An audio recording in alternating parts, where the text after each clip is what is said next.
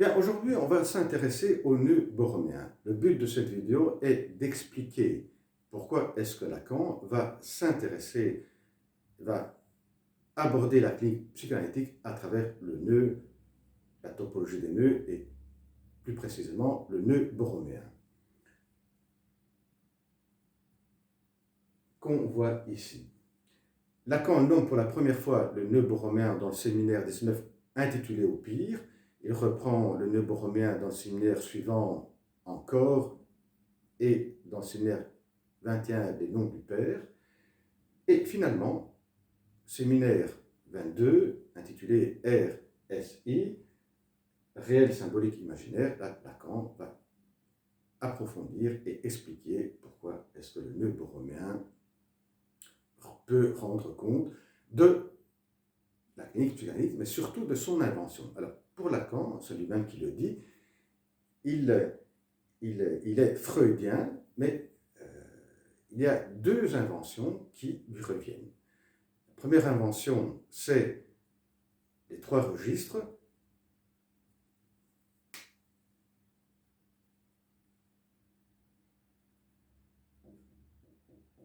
Réel,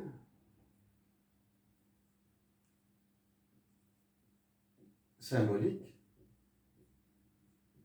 imaginaire. Et cela dès le départ. Déjà en 1953, quand il fait une conférence, il va parler de ces trois registres. Ensuite, dès le premier séminaire, il va relire la clinique, les textes de Freud en fonction des trois registres. Et selon les dires de Lacan, son enseignement peut être aussi divisé en trois parties, sur 10 ans. Première partie, il va surtout développer l'imaginaire, s'intéresser à l'imaginaire, ensuite au symbolique et à la fin au réel. Un point très important, c'est que pour Lacan, ces trois registres ont chacun autant d'importance que l'autre. Le réel, le symbolique et l'imaginaire. Car, et ça il a démontré pendant toutes les premières 8 années des séminaires où il va relire chaque passage de Freud, où chaque passage de Freud peut être compréhensible pour Lacan en faisant intervenir ces trois registres. Et chaque fois, ils interviennent. Ces trois registres sont de même importance et se lient ensemble. C'est-à-dire quand il y a une référence à un texte de Freud, Lacan va montrer chaque fois qu'il y a l'aspect réel, le registre réel qui intervient, le registre symbolique et imaginaire. Et bien voilà, maintenant, une première raison qui pousse Lacan à utiliser le nœud borroméen pour raffigurer ces trois registres. Dans le nœud borroméen, eh bien, il y a une peculiarité, une caractéristique du nœud borroméen, c'est que les deux ronds qu'on voit ici ne font pas couple. Faire couple, ça veut dire que vous prenez par exemple deux ronds ficelles et vous allez les nouer ensemble, de cette façon. Là, vous allez avoir deux ronds de ficelle qui font couple. Pourquoi? Parce que si vous coupez un rond, l'autre se défait aussi. La caractéristique du nœud borroméen, c'est que si vous allez couper un nœud, eh bien, les deux autres vont se défaire. Et cela vaut pour chaque rond de ficelle. Pour chaque rond de ficelle. Donc, si on coupe celui-ci, ou bien si on coupe celui-ci, ou cet autre rond, eh bien, chaque fois, on va délier les autres. Ça veut dire qu'aucun des cercles fait couple avec l'autre, parce qu'il suffit de couper un que les autres se défont et partent. Ce qui veut dire que deux cercles sont coincés avec un troisième. Donc on parle de coinçage et non de nœud qui fait couple. Ce qui veut dire que si on pose pour un cercle réel de registre imaginaire ici registre réel et registre symbolique, eh bien, chaque rond, chaque registre a autant d'importance et homogène aux autres. Et ne fait pas couple. Donc, le réel ne fait pas couple avec le symbolique ne fait pas couple avec l'imaginaire, ou l'imaginaire ne fait pas couple avec le réel. Tous les trois se mettent ensemble grâce à un coinçage. Voilà la première raison qui explique pourquoi est-ce que Lacan voit dans le nœud borromien une raffiguration des trois registres. Maintenant, on va passer à une autre raison, celle qui est un peu plus compliquée, on va essayer de l'expliquer. C'est que le nœud borromien n'est pas un modèle pour Lacan. C'est-à-dire qu'il ne se réfère pas à, il ne raffigure pas simplement, voilà, les trois registres. Le nœud borromien, eh bien, va fonctionner, va avoir en soi les caractéristiques qu'on retrouve dans le fonctionnement clinique de chaque être humain par l'être, les trois registres. Donc ça va être la vraie raison qui explique pourquoi est-ce que Lacan voit dans le nœud borromien le réel du fonctionnement des trois registres. Commençons par voir les caractéristiques des trois registres.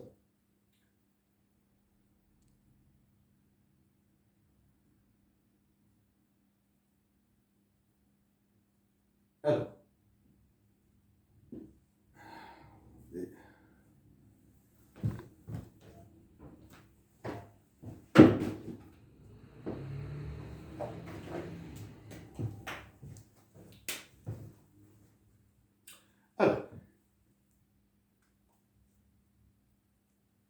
la caractéristique de l'imaginaire, c'est la consistance.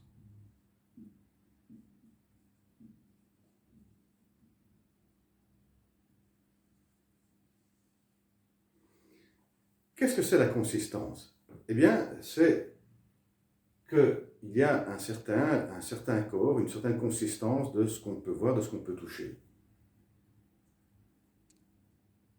Et ça, c'est la caractéristique de l'imaginaire.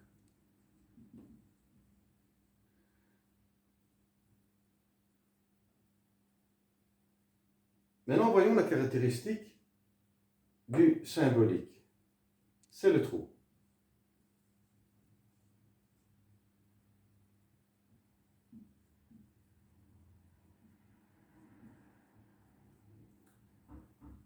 Qu'est-ce que ça veut dire, le trou? C'est que le symbolique, c'est ce qui, dans la réalité, va pouvoir créer l'absence ou la présence. Reprenons toujours l'image d'une bibliothèque où il y a des livres. Il y a un livre qui est absent, il y a un trou là, mais le trou, dans le réel, il n'y a aucun trou. Le trou, il existe parce que on sait qu'un livre manque, et ce livre qui manque, le fait de dire il y a un livre qui manque, eh bien, on est du registre du symbolique. Troisième, la caractéristique du réel, c'est l'ek, que Lacan écrit comme ça, existence. Pourquoi écrit comme ça? Parce que c'est ce qui est en dehors. Ce qui existe, ek, qui existe en dehors, au-delà. Donc la caractéristique du réel, c'est d'être hors langage et hors représentation. Donc, hors symbolique et hors imaginaire. Voilà les trois caractéristiques de chaque, ici, de chaque registre. Eh bien, ces caractéristiques, on les retrouve dans le nœud borromien. La consistance du nœud borromien, c'est le fait qu'ils tiennent ensemble, il y a une certaine consistance parce qu'ils tiennent ensemble. Le trou, chaque cercle, on voit bien, a son propre trou. Et l'existence, c'est quand vous avez ici chaque cercle. Par exemple, je prends le cercle du réel et imaginaire qui vont se coincer ici, ici. Eh bien, cette partie-ci, elle est en dehors. Elle est hors de ces deux coinçages qu'il y a, partie en commun entre le réel et l'imaginaire, réel et symbolique. Ici, ici, cette partie-là, elle est hors. Et ainsi de suite. Ici aussi, on peut voir que si on prend l'imaginaire et le symbolique,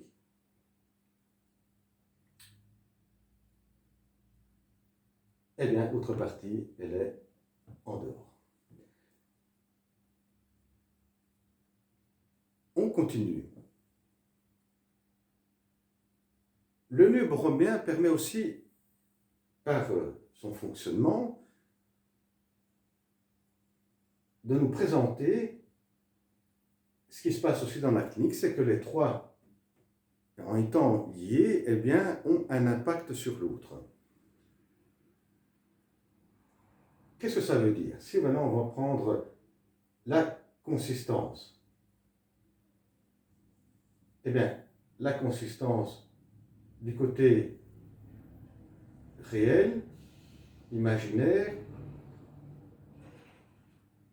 on va faire symbolique, imaginaire.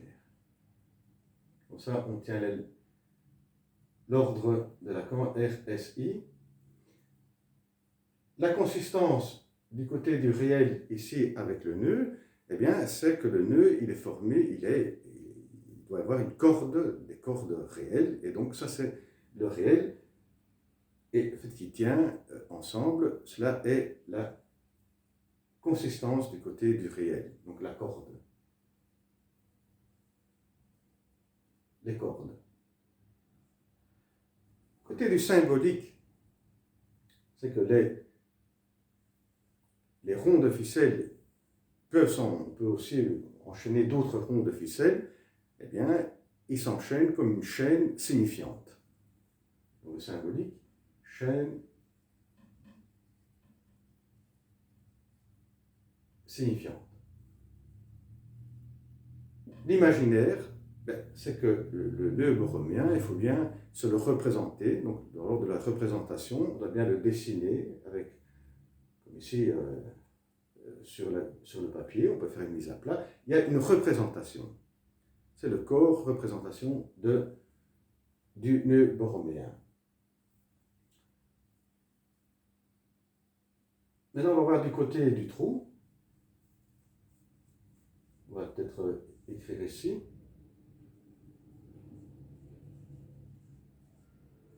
Toujours 3. Réel, symbolique, imaginaire. Du côté donc du trou, le réel, ici, c'est le non-rapport sexuel.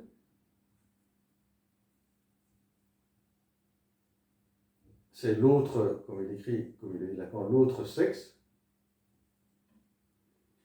Le symbolique, c'est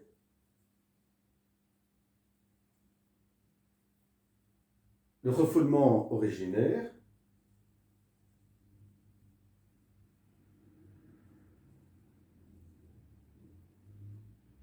Et l'imaginaire, ce sont les orifices, tout simplement.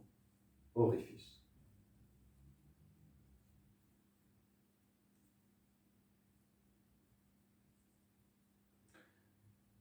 Prenons maintenant le réel.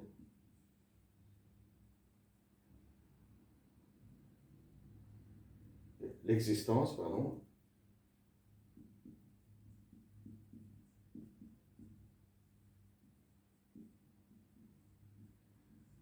Côté du réel, du symbolique et de l'imaginaire. Il suffit de regarder ici les cercles. Donc, le réel, il est ici. Donc, il se coince avec l'imaginaire et avec le symbolique. Ce qui reste en dehors, c'est le sens. Et effectivement, le réel, c'est hors sens.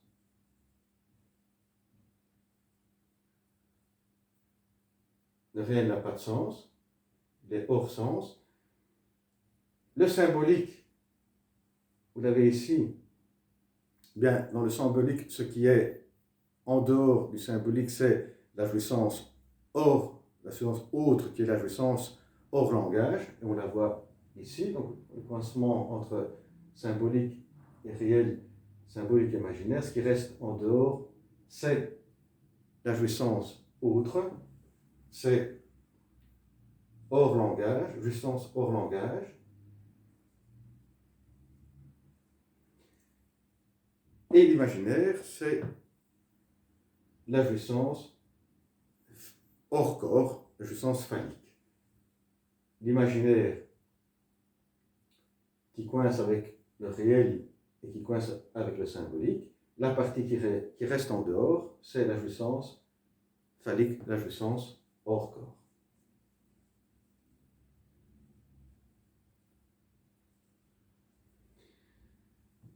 Et voilà, maintenant on comprend mieux pourquoi est-ce que Lacan s'est intéressé au nœud borromien et pourquoi pour Lacan le nœud borromien n'est pas un simple modèle, mais il va fonctionner, il fonctionne comme fonctionne le réel, le symbolique, imaginaire, avec les trois caractéristiques propres de l'imaginaire, la consistance, du symbolique, le trou et l'existence pour le réel. Et en étant coincés un avec l'autre, l'un et l'autre a un impact, le réel sur le symbolique sur l'imaginaire, et ainsi de suite. Et on le voit très bien dans le fonctionnement, dans la présentation du nœud borromien, avec tout ce que je viens de dire maintenant.